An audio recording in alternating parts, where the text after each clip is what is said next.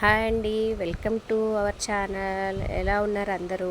ఇవాళ మీకోసం బొమ్మిడాయల పులుసు తీసుకొచ్చానండి.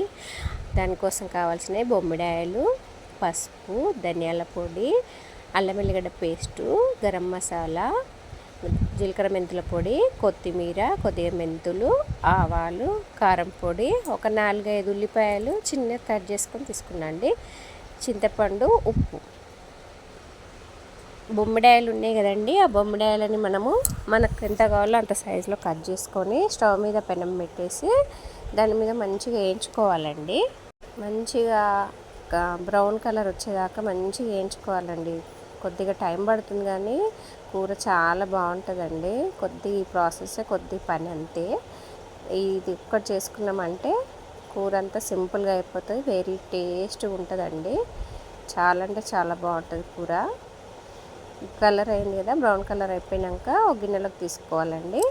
గిన్నెలోకి తీసుకొనేసి 2-3 సార్లు కడగాలండి. మంచిగా మట్టి ఉంటుంది, లేదంటే 2-3 సార్లు కడిగి నీళ్ళు పోసి పెట్టుకోవాలి.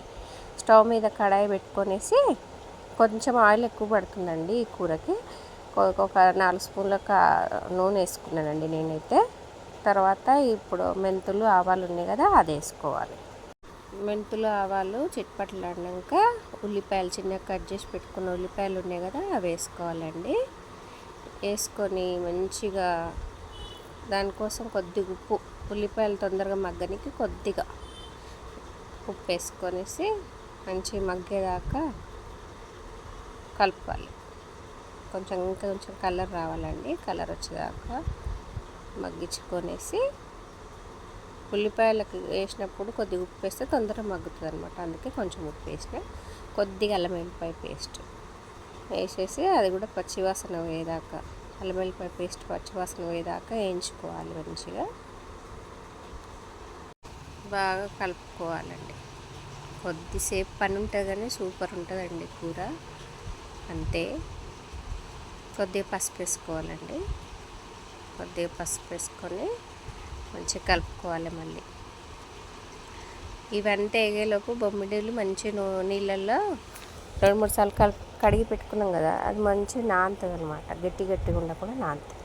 కొత్తిమీర వేసుకోవాలండి. కొద్దిగా కొత్తిమీర వేసుకొని కలుపుకొని ఇప్పుడు మనం నీళ్ళల్లో నానబెట్టుకున్న బొమ్మిడీలు ఉన్నాయి కదా, మళ్ళీ ఒకసారి నీళ్ళలో నుంచి తీసి మళ్ళీ నూనెలో ఫ్రై చేసుకోవాలి.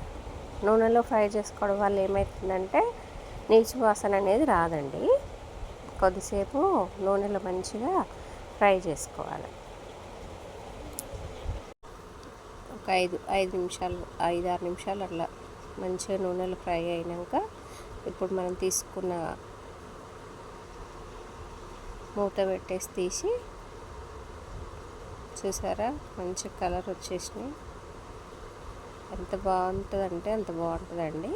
కొంచెం పని కానీ బాగుంటుంది. కారం పొడి వేసుకోవాలండి.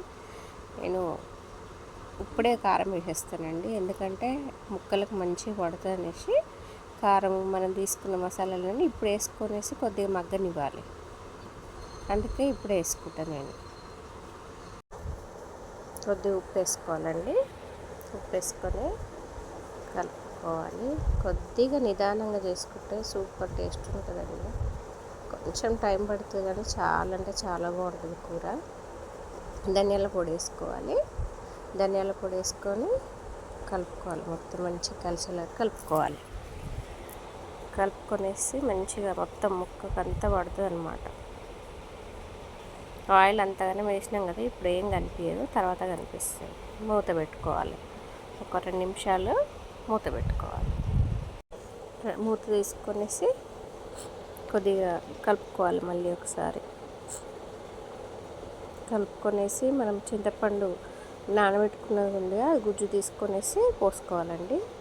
పోసుకొనేసి ఎక్కువ లిక్విడ్ ఏమో అవసరం లేదు, కొంచెం గ్రేవీ కర్రీలాగా ఉంటే చాలు. పులుసు అంటే పులుసులాగా బాగా నీళ్ళలాగా ఏమో అవసరం లేదు. ఇంకొక కప్పు పోసుకున్నాం అనుకో సరిపోతుంది. కలుపుకొనేసి మంచిగా అంతా కలిసేలా కలుపుకొనేసి మూత పెట్టేసుకోవాలండి.